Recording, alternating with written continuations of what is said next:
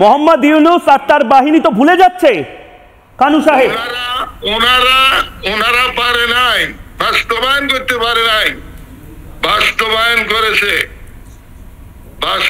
করেছে আমার জিনার নির্দেশে 7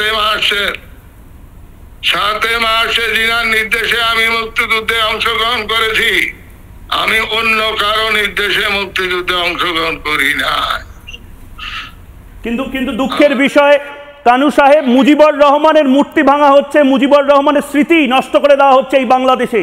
এই বাংলাদেশ তো ভারত দেখতে চায়নি, এই বাংলাদেশ তো আপনারা দেখতে চাননি।